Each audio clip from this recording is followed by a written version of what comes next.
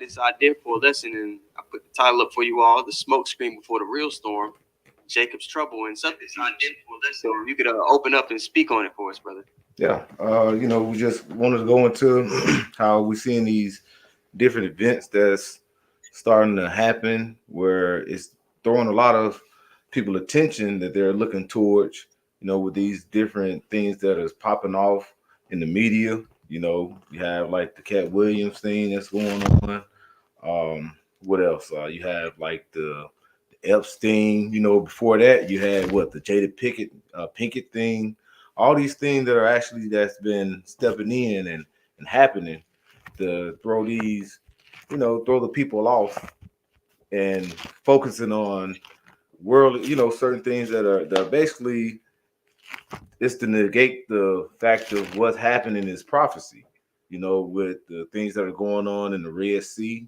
These certain the U.S. having more involvement over there in the Red Sea and just more involvement of the war that's happening over there in against the Israeli and the Palestinians. All these things that are happening in the world, even with these different chariot sites, they keep putting in more of this propaganda to focus on instead of what's these major points of prophecy they're trying to avoid for everyone to look at. And that's the devil. What does he do? He deceives you. He try to force your mind or you force your eye to look this way, but yet you have these major things that happen. So what he's doing, he's throwing these different bombs and smoke screens over here and saying, look at these, look at this over here, look at that over here. Don't focus on what's going on. Don't focus on these people that's crossing the border. You know what I'm saying? These all these men that's crossing that could be into the U.S. that could be actually that all of them are basically military age. So all these things that are happening, and he's trying to throw these different smoke screens. He's disguising the prophecies basically. He's disguising his real agenda. Mm-hmm. All right. We got a couple words that we want to put on screen for you all. But first, I want to read this just to back the brother up, right? This is Genesis 3:1, talking about the wicked, right?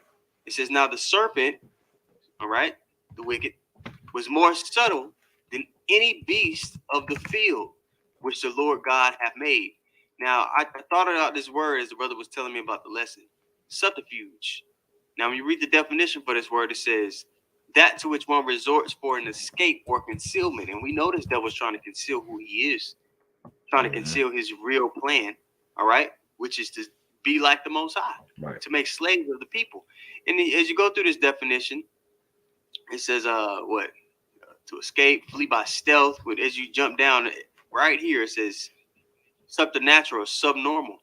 And it lines up with Genesis 3:1. He's very cunning in how he tries to divert the people's attention. Mm-hmm. All right. So yeah, I just thought I'd look that word up, and the brother looked up, brought up this word, smokescreen, or says in reference to a deliberate use of smoke as a form of military camouflage. So we're undergoing a psyop with all these instances. Whenever this devil wants to do something, I'll say this, and I'll pass the mic back over. Whenever this devil wants to move things forward in his plan, he'll put things up there like that Will Smith slap, right, like this whole Cat Williams thing, to distract the majority of people of what he's really doing. Right now, this man is passing laws to where they don't need search warrants anymore. Around this time of year, they always make big changes in laws and policy, and people are so caught up with these so-called holidays, all right, which are just satanic celebrations, and they pass these laws to further take your freedoms from you, so-called freedoms. Okay, that's right. And what's that? you got it, brother. When you look at that, you have a deceiver. As Watchmen, it says in with Ezekiel 33 around the 7th verse, it says, we basically the set of watchmen. The Lord set up watchmen to warn the people. And one thing that we are doing, like what is that, 2 Corinthians 2, I was get You that about to one. get that? You want it? Come. Yeah, we can get our 2 Corinthians 2:11. Okay. I got you right here. It's the book of Second Corinthians, chapter 2, and verse 11. It says, "Lest Satan should get an advantage of us, for we are not ignorant of his devices." See, and this is like I say, those different smoke screens.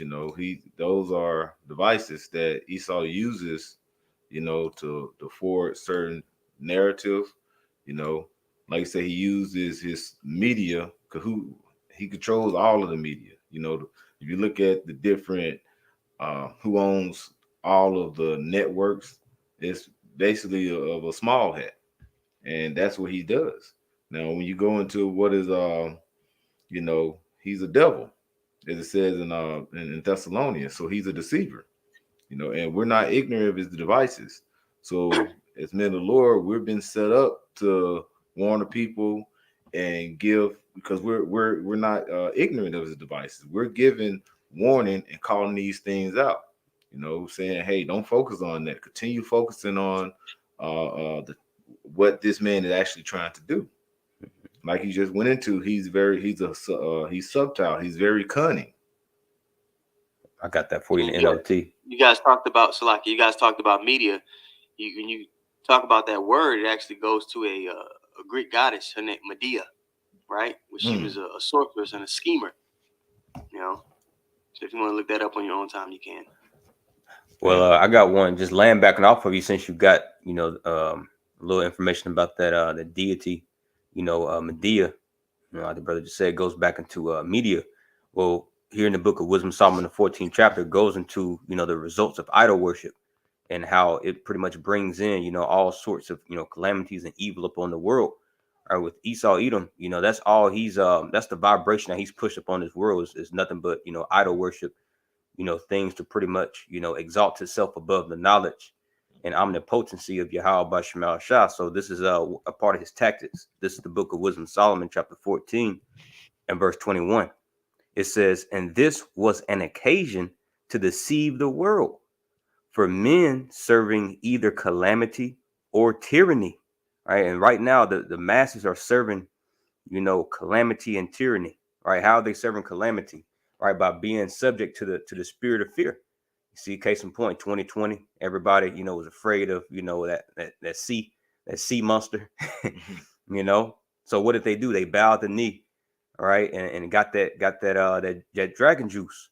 It says, "Serving either calamity or tyranny, did ascribe unto stones and stocks," right? These particular idols, the incommunicable name.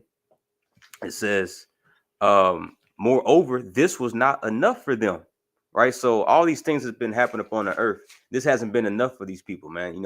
Particular plagues. You see trials, judgments that the Lord's been putting up on this place.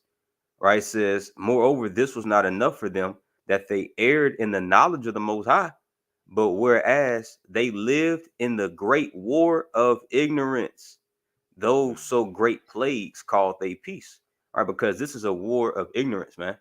All right, like you got that particular what I guess you could say far right, you know, uh, um, whistleblower. What's his name? Alex Jones. Yeah. He calls his show Info Wars. Right, and that's exactly what it is when you are, when you're under the control of the goddamn devil. Esau Edom. You see, this is an information war. All right, and this is why the Apostle Paul was admonishing the churches: don't be ignorant. Don't let Satan get an advantage of us. By being ignorant, man. All right, because we have this wisdom, knowledge, and understanding. So this shouldn't be an info war anymore. The Lord has revealed who the Edomites are, their tactics. You see, and he's done this through the lens of prophecy. That's right. And what you say, that ignorance? That remind me of Isaiah 60 and verse 2. I can pull it real quick.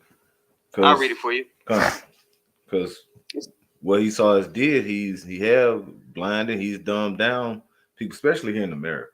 You have when you listen to someone talk in America, you like, man, you have, especially like say with the nigga woman. That's like one of his main targets, because now the woman is the head of the household here, and she sway the household. where wherever her mindset is how the household go, which is totally backwards.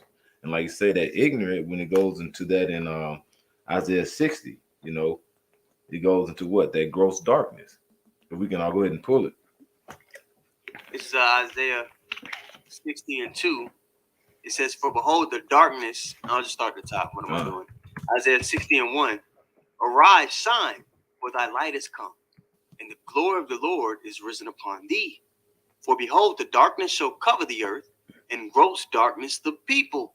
But the Lord shall arise upon thee, and his glory shall be seen upon thee." See, and like you say, it goes into what? The earth and the gross darkness of the people. So that gross darkness goes, when you go into that word, it goes into Yeah, this the Hebrew word for darkness, Strong's H2822, chashak. All right, and it says darkness, obscurity, secret place. Strong's definition, it says misery, destruction, death, ignorance. That's it. The ignorance, and it's a misery and destruction. So through this gross darkness, through this ignorance, Esau has blinded the world and set them up for what? Misery, destruction. All right. And you got to think, who is Esau? He's that Revelation 6, that red horse, and wherever you go, death and hell follows. But like you said, he's still that cunning dragon. That cunning snake that was in the forest or in the wilderness, and like it was slocking in the garden, and now he's became that full blown dragon, deceiving the whole world. And like I say, when you go into ignorant, like I said, it's right there. I was about to say it's like lack of knowledge. So he keep people dumbed down with the BS that goes on, that he puts in his media, in the medium, to keep the buffer out the actual reality that, hey, he's actually is going down the drain. This his rulership, he's setting up for a mass death, like it shows in the Georgia Guidestone. But and that's doing what? Setting everybody up for a slaughter, and they're basically ignorant to the fact. So he's one big Judas goat that's setting up to destroy the people. If I can add, this is why I was lucky, brother. Yeah, so when them controlling the media, and this is because they seek to be like a totalitarian government, a world government, right? When you control the media and you can suppress truth in this way, they can evade accountability for their actions. So most people, they walking around, they don't know who to blame. So They blaming each other. They're blaming little group, and that's what this devil wants. That plays into his hands. So but the prophets actually know who's the source of all the the evil going forth in the earth, and we could prove it using the scriptures. You got it, brother. Yeah, I was just gonna say, and this is why scriptures likens someone without understanding as beast. Because the brother just mentioned how Esau is leading these people to the slaughter. Ultimately it's through their lack of ignorance. So the Lord is likening them as unto beasts. I believe it was Ecclesiastes the 3rd chapter. Let's see, Ecclesiastes chapter 3. Matter of fact, Salakia, I want to grab the one in Psalms 49. I want to say the last verse. Yep. Psalms 49 and verse 20. It says, "Man that is in honor and understandeth not." See, if you don't understand, you don't have any intelligence. You're ignorant. It says, "Is like the beasts that perish." And that's what the masses are, man. They're beasts. They're senseless beasts. They have no understanding of what's going on. They're looking at the same nukes, right? But we looking at up on these particular articles. They see these same headlines we see. North Korea's just commenced another ICBM missile testing, right? But they're still walking around with their heads in the sand, man. Right. So they're being led to the slaughter, while the elect is doing what Zephaniah the 2nd chapter says, right? Gathering ourselves together before the fierce anger of the Lord comes. And that's like I said, and that's him. Like I said, we're saying lest Satan is not. We're not ignorant to Satan devices that we just read in 2 Corinthians. They're ignorant to the Satan devices. So we're basically here to point things out and call out, what Esau is doing. But what does Hosea 4:6 say? Hosea 4 6 and 7, they say they do what? Our people, they reject knowledge. So we're basically causing people to mark themselves. You know, they're going to reject knowledge, and the Lord is going to reject them during that time, during these times here. We see people that pass by us constantly when we're out there on highways and byways. I'm sure they pull things, pull up different videos and give warning, but yet they don't want to hear that. I've even heard some, back in the day, some women I used to work with, they'll say, "Hey, I don't watch the news. I don't listen to, because nothing good on there." but they'll listen to they'll pull up all this fighting and fussing and all this stuff that's on these Love and hip hop. Love and Hip Hop, the Housewives, and all this Yeah. BS. But Bad Girls Club. yeah. That's what that really drives them. So that's basically always set in their minds. But when you basically start talking reality, they don't want to live in reality. They want to live in a fantasy world. Yeah. Well, they're driven. These people are driven, especially our people. They're driven by black culture. All right. So they're in that gross darkness we're reading about. They don't have any foresight about the things that are actually taking place that could affect their psyche, how they do things. They don't realize that the same black culture that they cleave unto is them as a spell being casted on them. And a lot of the situations in their life and how they deal with people, with their family and in relationships, is a manifestation of them constantly cleaving unto that spell that's been casted over them. So, a lot of these people, man, they're just missile food. Yeah. These messages and the video epistles are for the elect. That's their comfort. What is that in First Maccabees? When it said they wanted to basically walk with the what did it go into? I'm gonna go ahead and pull it. They wanted to get with them and walk, do like say, do what the heathens do. First Maccabees. Yeah. Yeah.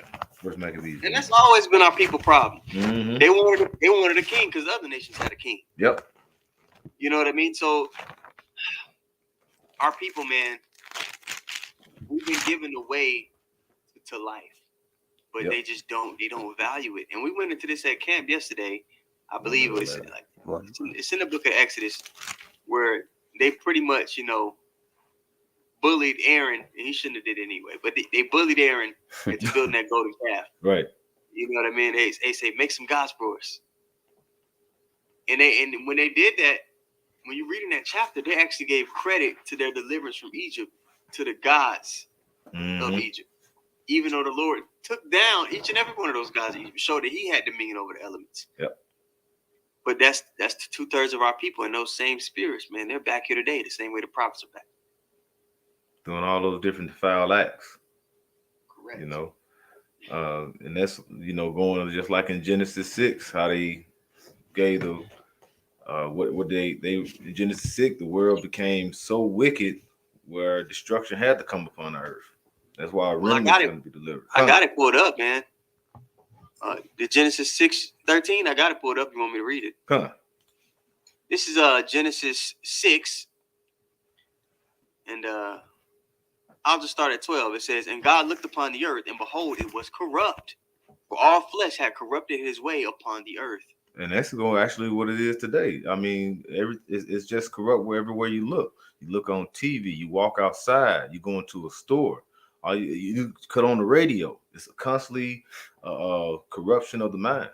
Man, if I can add, bro, I told you about it, and I think I did a lesson yesterday. I mentioned about it, but yeah, speaking about this corruption, like, because it's constantly pushed out. Like man, Esau makes it a point to really push it out, but especially into the Israelites, to keep us in this clone Tyrone state. All right, but yesterday I was driving. It was day before yesterday. I was it was like around 9:30 in the morning. I was driving to a job, and I had my aux cord plugged into my phone, listening to either the Apostles video or Brothers video, and I had hit a bump on these Texas bumps on these highways, man. I had hit a bump, and it literally, like, the Lord made it happen. I had hit the bump, and my radio had cut on. It just cut the sound from my aux cord, and the radio had cut on. And the song that I was blasting was You know, bend over, let the coochie, let the coochie breathe. That song, man. You know, so that's a prime example why the Lord just got to wipe this place out, man. You know, like corrupt. What you say, bro? These little kids dancing to that song. Yeah, and it was like 9:30 in the morning. So we talked about this the other day, like maybe 2 weeks ago at camp. When children, just adults, everybody, when we wake up from that sleep, we're still in what is it, the theta state of mind, to where things can be said to you and they go into your subconscious. Right. So you got your kid, he still got sleep in their eyes. You driving them to school, right? And your little daughter she's in a state to where she's susceptible to taking on spirits and behaviors, and all she's hearing is "let that coochie breathe" over and over. It's a spell. Yep. Right. It's producing horrors amongst our children. Then that nigga Charleston White, what did he say when he take his kid to school? He got that different music, Sexy Red and all of it playing. I'm not speaking. That might be her song there. Man. So yeah. Like I said, Esau, like I said, he's what the Lord said, he's wiser than Daniel. Even though, the wisdom being lost in teeming, he's still, has his agenda to get in the mind of our children. Because like I said, he's looking to get rid of our generations. And he want to raise up a corrupt generation as our kids, because they're acceptable at this time, because they're young. They're going to absorb that wickedness, and then it'll just flow into the world like it's normal. Well, with the, if I may say, with the MOTB, with this new world system that he's trying to establish, where he'll be able to literally control the people. All those that don't bend that knee, i.e. us, he plans on starving us out and killing us all. Right. So there won't be anybody who will have a spirit in them to contest, what he has going on. From the time people are born, they'll be owned by him. That's what taking that mark is going to be, man. You're giving dominion of your soul over to this man, But the Lord's not going to let him fulfill it. Exactly. But that's the plan. This is the book. I gotta finish reading Salaki. I gotta finish reading this. This is for you, Amathia. It's Genesis 6:13. It says, "And God said unto Noah, the end of all flesh is come before me, for the earth is filled with violence through them, and behold, I will destroy them with the earth." Hey, that's what we're seeing today.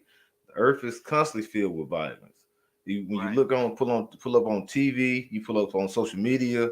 You having Jake up there pulling their guns out, showing them, I mean, but they're only mimicking what the wicked do, because we know who the state of violent man is. And you got to think, we're reading here in Genesis 6. What seed line was prevalent in the earth? That was Cain seed. Cain seed. Cain seed, man. They became the first arms dealers the same way they arms dealers here on this side. They sell weapons all across the world. All these little smaller nations, they popping up with AKs. You look on the AK, it say U.S. Army on it. Right. So the same spirit that he was in during Noah's time is a spirit that he's in this time, man. And wickedness is greatly multiplying in the earth with this man in authority. The same way when the Greeks came into power.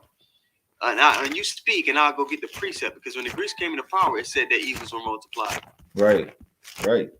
And even when, like I said, during the time Cain's seed was going on, you go into, what was that, Tubal Cain, when you go into it, and he knew, like they saying today, hey, the Lord hasn't intervened. He was like, so I'm gonna kill these people, just like Tubal said, I can do a 70-fold, and the Lord, to my hurt. Roughly paraphrasing. So that's what Esau is doing now. Well, the Lord haven't intervened now, so I'm finna go and try to fulfill my belly. I'm gonna. Right. He set up. What is that? That's what the whole Cold War about. Esau against Esau, Russia, America, and they set up all these different weapons. Looking at the deal, he had. You set up all these different weapons that could destroy the earth, and you start pointing them towards one another. Right. Instead of setting up peace after you get power over the world, but yet you can't, he can't deal with peace. Peace. He say peace. Then suddenly he constantly want war, destruction. He always point. He He cannot go without. That's his Yeah. MO. The Lord set him up to What's be the that? wicked. What's that African meme with the dude? He said, "I don't want peace. I want problems always." That's Esau. That's Esau, bro. That's him. But See? the Lord programmed him to be that way. Mm-hmm. The Lord. So it's not like he could. You talked about can the Ethiopian change his spots? That's his part in the movie. Yeah. It's not something that he could change.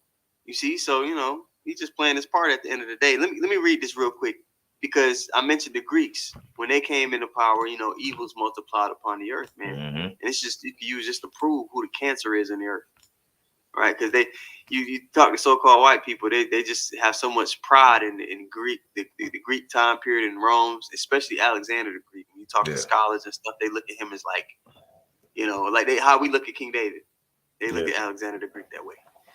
First Maccabees 1-9. This is after Alexander the Greek, the great, whatever they want to call him, really the boy lover. First Maccabees 1-9. After he died, and after his death, they all put crowns as 4 generals upon themselves.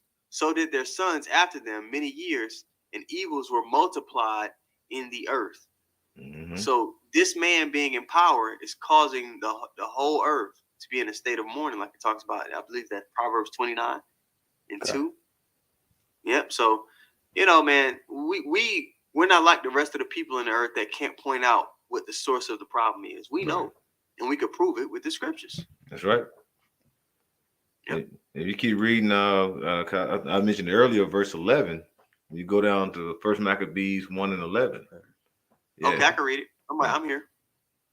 I'll just pull it up for you. First Maccabees 1-11. I'll just read through 10. And there came out of them a wicked root, Antiochus Epiphanes, the son of Antiochus the king, who had been in hostage at Rome, and he reigned in 137th year of the kingdom of the Greeks. In those days went there out of Israel wicked men who persuaded many, saying, "Let us go and make a covenant, a pact, with the heathen that are round about us. For since we departed from them, we have had much sorrow." Yeah, and that's it. And when you look at that, it was went from the Greeks to the Romans. We were still under the Edomites. That's just different names, same OE. And our people, when they like say wickedness was surrounding them, the wicked men was surrounding them. So they said, let's make a covenant with them because we're going through misery. So let's join and make a pact with them. And what is that saying? You do as the Romans do. When in Rome, Yep. do as the Romans. Yep. Yeah. So you're surrounded by these Romans and these Greeks. So what you're doing? You're gonna basically say, I'm gonna adapt and do what you're gonna do. Whatever you're doing, let me make a covenant and follow your ways. As you had mentioned, we have these our Jake walking around. They basically are worshiping these different weapons they have now. You're looking like in Chicago and different places. Well, who was the weapon given to? Who received that blessing? Whose blessing is a sword? Esau. Yes. So our people are they basically said, let me make a covenant. Let me share with your blessing. So he give it to them to do what? Destroy themselves. He ain't sharing shit with it. Y'all getting the hand-me-downs. Yes. Y'all getting his child toys. What the weapons that he have now, the sword isn't just the gun. It's not even just the missiles. This man, everything he touches, he turns it into a weapon. He's weaponized the food. He's weaponized medicine. He's weaponized the water. He's weaponized the air. He's weaponized that phone in your hand. He's weaponized social media. He doesn't stop. He's the Michael Jordan of weapons. Weapons, yeah. I don't know. You've seen Guardians of the Galaxy. It's a raccoon on there, Rocket, and he can make a weapon out of anything. That's Esau. That's Esau, man. I got a precept for you. Give him that weapon. You know what? You can give him a rock and 2 sticks, and he got a weapon for you. And he'll be on your ass. I got a precept for you. Just back you up. This is Sirach 39:27. I'm gonna start at verse 26 for what the brother Yawan said, how he turned water into a weapon. This is Sirach 39:26. The principal things for the whole use of man's life are water, fire, iron, and salt, flour of wheat, honey, milk, and the blood of the grape, and oil and clothing. All these things are for good to the godly, so to the sinners they are turned into evil. Yep. So all those things, man, you know, wheat, honey, like wine, like he's tainted all these things and literally turned into a weapon, man. Yep. You know, now you got all these hormones in chicken. Now niggas got man boobs, Water. you know, They got a testosterone. documentary. The chicken, you mentioned the chicken, man. Damn, they got a documentary on Netflix. They got a documentary on Netflix, man. They were showing like the chicken farms where we get our chicken from, man. They pump the chicken up full of so much steroids and chemicals, and they chest so big. They got the Johnny Bravo chest, Yep. and their legs can't sustain the weight of their body, so their legs broken. They bleeding over each other. They're packed in so tight that they can barely kind of turn. So they're scratching each other with each other's feet. They're getting infected. Chicken's coughing. I'm watching a documentary and the chicken's coughing. Got a smoker's cough. Bro, the chickens got smoker's cough, and then they package it up, put some chemicals on it so it stay pink, and they give it to you. Yeah. You know This man weaponized. Yes, like go ahead. No, it's like you know, they say the chicken can be like fully grown in like 3 weeks, which we know they're not. But like I said, they pack them up with so many different hormones and these different shots they put in them that they actually get so big they bones can't take it. Yeah. Yeah, bones they got hollow bones. They're not. It's not supposed to be all that weight on that damn chicken. Yeah, average chicken is supposed to, you know, grow about 6 months. It's supposed to take about 6 months 3 weeks until, you know, you eat a chicken. You know, 6 months. But you know, now, like the doctor just said, it you know, it's 3 weeks now with all these hormones. Now you're wondering why everybody's walking around here with cancer, you know, fat. Right. Bro, you can look this up yourself. In Canada, they make artificial salmon. Okay, they like clone salmon. Now these artificial salmon that they made, they start mixing this clone population with the real population of salmon. Man. And guess what the clone population does to the real salmon? Eats it. They eat the real salmon, bro. They start becoming cannibalists. And then they package these motherfuckers up and sell them to you. See? Mutant fish. You see what I'm saying? And you know you know where they sell like the most degenerate foods. They sell it in Jake communities. Yeah. You know, if you want good produce, you got to go to where the so-called JOO lives. And now in that precept, it even talked about clothing, right? Clothing. There's a reason the Lord told us not to mix fabrics. Cotton and linen is like a super fabric. It actually could charge your body when you're wearing all linen. But when you mix it with other materials, it actually can drain you. Polyester by itself, you put polyester on, it drains your body, makes you feel drained and weak. Cotton, we wear all cotton, but this devil, like I said, man, he's weaponized everything. And that was a beautiful precept, brother. Yeah. It was actually watching something today with his Edomite. He was saying that he was just one day just randomly, I don't know why he thought about it, walking around and saw everybody walk. He saw some new shoes that he was like, man, some white Nike shoes. And he said something just came to mind like, man, what if we walk around on the ground sometime? Because basically we're never grounded. Because when we walk outside, 9 times out of 10, you're gonna have on shoes. So he said we did got some I believe it was like some electric gate grade tape. And he actually showed it. He put like a grounder. He put some wire on it. Threw it out the window, stuck it through the ground, and he said he laid he put the tape on the bed and he slept like that overnight. And he said he woke up and he said, man, he felt so refreshed and haven't had no sleep like that ever. And that's basically because we're basically one with the earth, you know. And Esau has, you know, he knows that. So what do? To shorten lifespans up and keep you from that. What do? He give you these shoes, put on these thick soles, and then you know the shoe they said is basically messing our feet up the way they're shaped. Yeah, you watch it like my baby girl. She, you know, her feet, you know, she just wears sandals. The balls of her feet are like your hands, like how they spread out. But when you're wearing shoes your whole life, your feet become more narrow. Yeah. They show. I was watching was it Geography Channel? They went and they was messing with this bush tribe, and they don't wear shoes, and they was like walking on the logs on the river, completely balanced. They was able to climb trees like real easy, and Esau, they're trying to do what he's doing. He's like, man, how are they so balanced? But they start talking about their feet, man, how their feet they're spread out and they're strong. This devil, everything he's done, he's used it to weaken you. Yes. You know? Yeah. Just on that topic, our whole life we grew up with socks on. Now your toes all curled up and shit. These women be wearing high heels all the time and these tight ass shoes. So they got like off that movie Boomerang. You remember when? Oh yeah, he was just hoping she had some nice feet. Yeah, man. This devil has destroyed everything and everybody, man. But the Lord has left behind a remnant. As it says in Isaiah the 1st chapter, if the Lord has not left a remnant behind, we would have been at Sodom and Gomorrah. That's right. We get what is it? Psalms 43:1. We can read it in the NLT. Okay.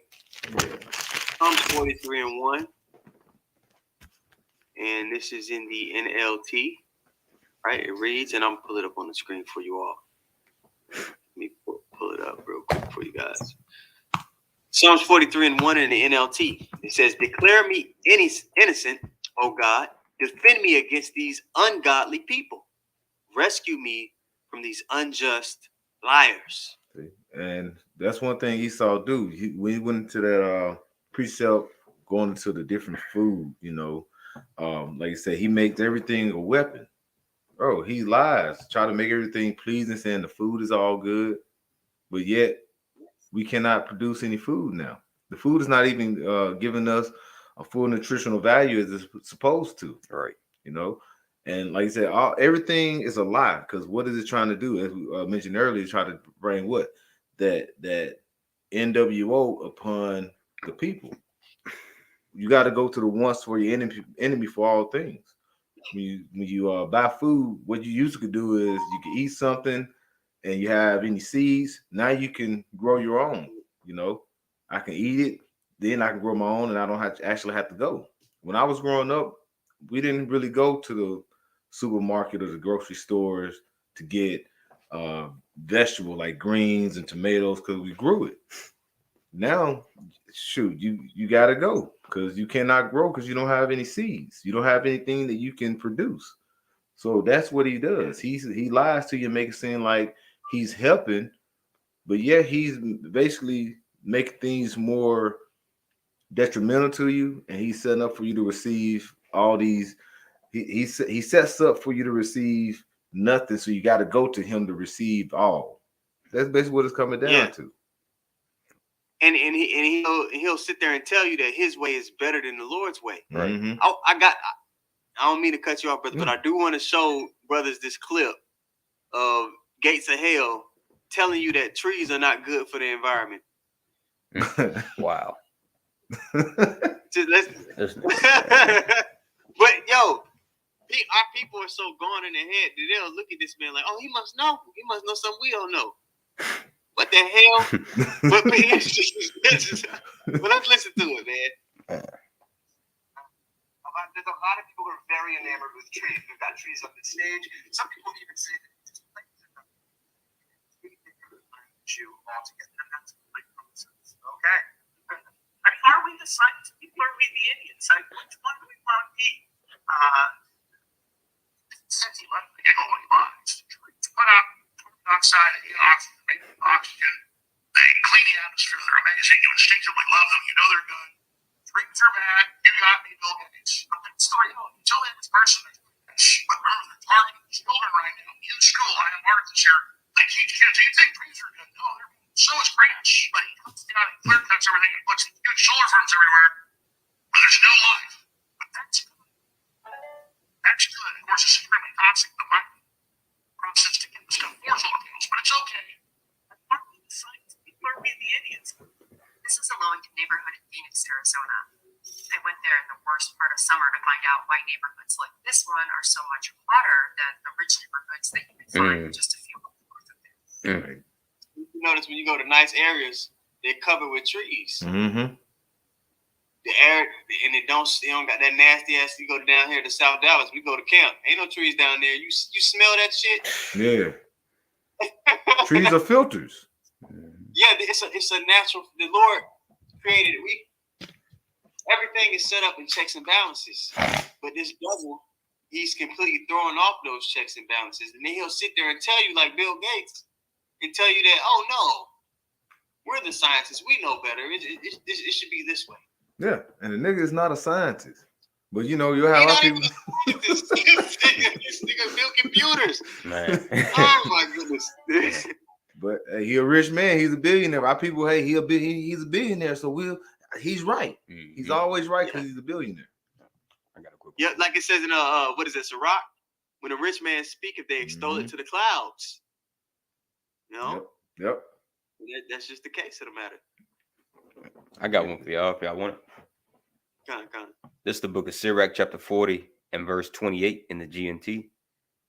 It says, "My child, don't live the life of a beggar. It is better to die than to beg. If you have to depend on someone else for your food, you are not really living your own life. You pollute yourself by accepting food from another. Begging is torture to the soul of any sensitive person."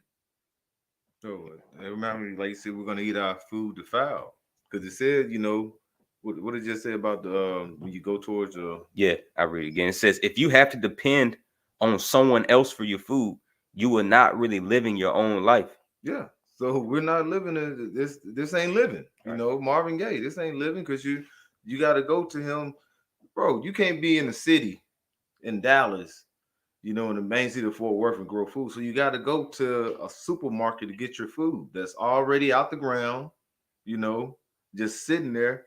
You know, that ain't living. I'm going trying to see what's good and what's not. Man, Bro, when you get something out of the ground and you eat it like a vegetable or something, bro, it's so much refreshing. You know, you be able to. It's so much refreshing than going to a store it's been shipped probably on a truck 2 or 3 days and traveled, and then they spray all these different things to try to keep it fresh. Bro, that's so much more living than you just looking at. Bro, supermarket is like a morgue for food. Yeah, you go try to buy some meat. The cow, the beef that they got the cow from died of dysentery. Yep. And then, you know, they just chopped them up anyway, sold it to you. Then there's a recall on the beef. Then you wonder why you feel bad. Yeah. You know, it's like a man is supposed to be able to grow his own food. Yeah. To know the origins of where his food came from. Yep. It's funny because you were talking about they're doing the chickens. I saw it was a documentary where the guy was saying, you know, you have people that say, oh, you know, you have culture meat, you got free range chickens. Free range is where you're supposed to basically the chickens is just open in free land, just roaming. But yeah, it was a farmer saying, bro, free range, it could be 12, 24 inches of room. And they will call that free range because he can turn and turn back and forth. oh my God. But what is that? That's to be in the deceitful. You know, that is not free range. That you're in a cage, but yet you can move around a little bit, so they can put that on their packaging and say this is free range chicken. All right, yeah. All Esau got to do is just print out a sticker that says organic, and niggas believe it and think that they eating good and bragging about it. I only this is organic. And then you look up the company name organic. Right. Yeah. They spell organic wrong. They spell with a K at the, you know, and niggas believe it. I told you it was organic. And then brag about it. I only shop at Whole Foods. Yeah, you still shop at Walmart, you know? Yeah. Like, bro, this is hell. You know, every way you package it, man. You know? So this is why we're calling out for Yahweh Shah, man, to come and give us a real life. Mm-hmm. Colossians the 3rd chapter. When he appears, he's going to appear with our life. We've never experienced, true joy. Right. We've never experienced, true living. We're just existing in this society. We're not living, man. That's right, man. We just sitting here crying unto the Father to deliver. Right. So we don't have any investment in this place, and that's the way the Lord wants it. Because you got a lot of people who still got fringes on the bottom of their clothes, who they are invested in this place. Right. So when it comes down to completely depart, they're not going to be able to do it. The Lord wants us to be in a place to where we like anything is better than this. Yeah. Right? So, I mentioned that in my lesson a couple days ago. You notice a lot of times the prophets, they always going to be going through something or vexed with something a lot of the times. Because the Lord needs us to be in the spirit of vexation for this place so that we're crying out. And you know the amount of edification and lessons that are inspired because brothers have to be around niggas. Man. Right.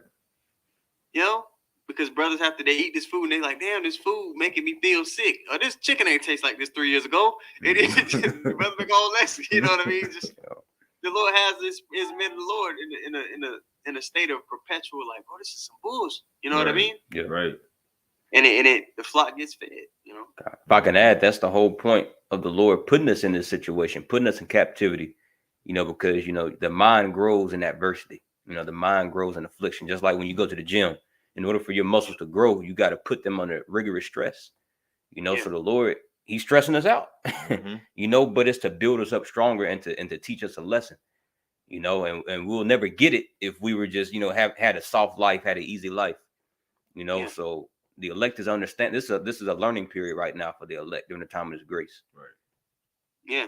You can't grow in the state of being comfortable. No. All right. For us to go from glory to glory and faith to faith, he's gonna put us in situations to, like you mentioned, the gym. When you go in the gym at the end of the day, you say, okay, this was my max last week. Let's see if I can add 2 more pounds to it. You get put on the brink of what you can handle. So a lot of times the Lord is going to put us on the brink of what we can handle. Yep. You know what I mean? But he knows better than us. So we're able to do it. You got to keep that in mind. He's not going to put something on you that you can't do. That's right. But that's where the growth happens. You look at all the men of the Lord before the Lord rose them up to great positions. He put them through strenuous situations that seemed impossible. When you go read First Maccabees 2:50 on down, you get all those examples of the men of the Lord that went through particular things, man. The Lord put them on the brink of what was bearable for them. When before King David was crowned king officially, look at all the stuff he went through. Always on the run. He earned his position, and we're gonna likewise us auditioning for kingship. We're gonna earn ours as well. Yeah, that's why the Lord said we have to constantly endure. We're gonna have trying, troublesome times. It's gonna be stress, be tempted on everything. That's why he said once you constantly do, you build up that spiritual muscle. In the same chapter with the Sirach 2, it say, "Woe to you, faint-hearted." If you're not building up that spiritual muscle, you're gonna faint. During the time of trouble, time of temptation, all these obstacles that are thrown our way. And this is the time that the Lord has actually built us up for what we're seeing now. And that's why Apostle Tahar, he deemed this the year, the hopeful year of Jacob's trouble. Yeah. So we're, if we're seeing things already. So if we're not keyed in and spiritually building and at least got something going, you can't go in there like you was talking about the weight bench. You can't go in there with your max at last 2 years ago when max was 205 pounds. You walk in here trying to do 300 pounds, but you ain't really been in the gym that much. I've been in the gym 1 or 2 times this year.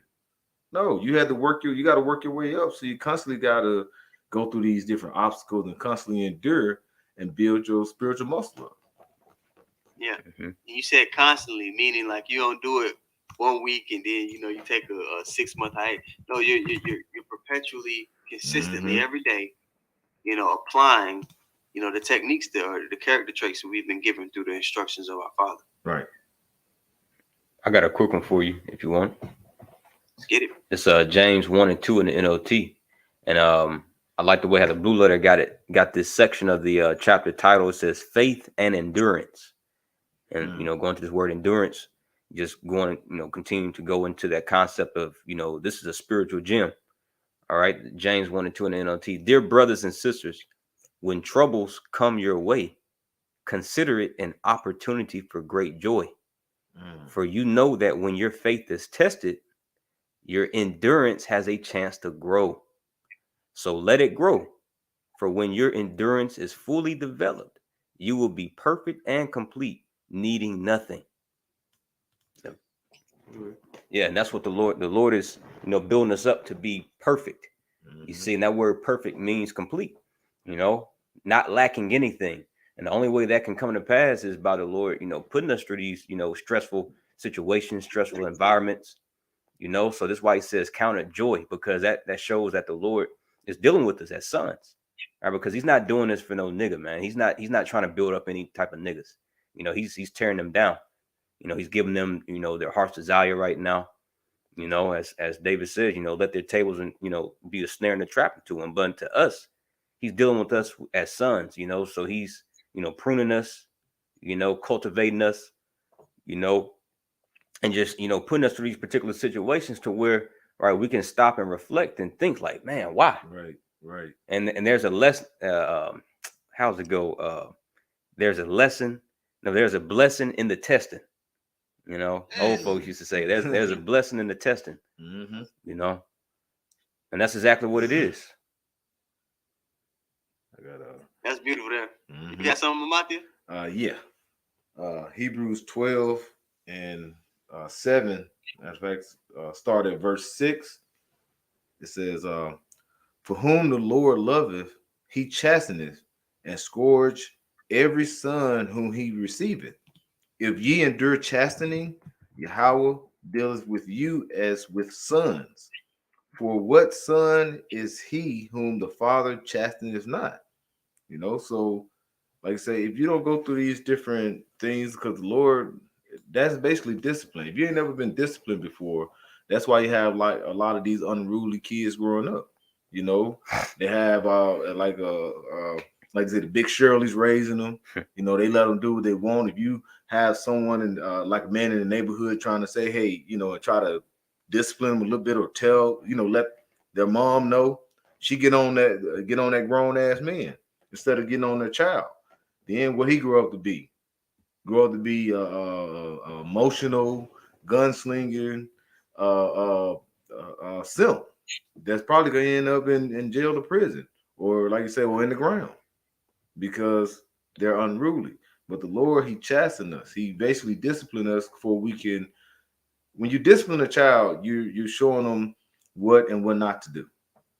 That's what discipline is. When we're in this truth, when we get this wisdom, knowledge, and understanding, the fear of the Lord calls us to follow more and have more discipline in our day-to-day lives. All right. Yeah, I got one. Okay. You got some, Matthew? Oswald? Yeah, I was just gonna get it quick and just laying back off the brother. Psalms 119 and 71. It is good for me that I have been afflicted, that I might learn thy statutes. Hey, so when we get afflicted, it is good for us. Like I say, because we gotta learn. We learn law. You learn this law, statute, commandment through discipline. We learn the value of fearing the Lord through chastisement. Through ways that the Lord has set up for us. Like you say, hey, bro, we look towards the Lord on everything. We walk out of our room and stump our toe. A person in the world like, damn, I stumped my toe. The devil's always working on them. You got to think sometimes, hey, the Lord, Slocky, Lord, this may have been something that has been done that I stumped my toe. Something that frustrates you. Yeah. So it's things that we have to look at like that. And like I say, that's basically starting off with that wisdom, and what is wisdom? The fear of the Lord is the beginning of wisdom. We got to have that fear. This world don't have the fear of the Lord, so they're not going to be walking in the law, statute, commandments to the best of their ability. They're not able to see spiritually. Nope. You mentioned the stubbing your toe incident. When things happen to us, or when we see particular things, or just say somebody in the world might mention something to us, the thoughts that run through our head are not the thoughts that run through a regular person's head. If somebody mentions something to us, or somebody comes later and mentions the same thing, we'll say, "Oh, the Lord is trying to get me to see something." We always bring it back. Okay, the Lord. We understand the Lord controls the minds of these people. He controls everything. But what is He trying to show me? We're constantly thinking we see the number 144 Man. probably just as much as any other person. They probably have the opportunity to see it, but they don't notice it because they're not looking for spiritual things. Right. But we in the chat every day, man. You go 3-4 brothers, they're gonna be like, "Hey, I'm 144." You know, it's just to a lot of people that'll be like, you know, a trivial thing, but for us, it's a big deal, man. And we constantly have the husband on our mind. That's right. And because we do, we're going to have access to that protection and provision in the day of trouble, which these people are not because they're so blinded by the smoke screen and the subterfuge and the ruses that this devil is putting in front of their faces. You see? If you brothers don't got nothing else, man, I'm shoot. You know, I'll get one more. I had one on the comic board from All Right for the Gentiles 144. It's Ecclesiastes 7:13. It say, "Consider the work of Yahweh Bashim Yahushai, for who can make that straight which he has made crooked." All right, and you know, because like I said, we can make things straight. Hey, we came out of you know, like I say, that dead estate. You know, we was walking all. You know, we all was in the world. You know, majority of us. And the Lord has basically started balancing us out, you know, giving us capability to receive that mercy, Right? You know, because like I say, what is that in Ezekiel? You know, we were a part of those dry bones, and the Lord has basically washed us with the Word, gave us that spring of living water for us to grow, you know, and become living through the Spirit. Not just through the, you know, our carnal eye that you mentioned earlier. You know, now we look toward with the spiritual eye. So we basically see the path of salvation. Even though we fall, wise men fall 7 times to get back up.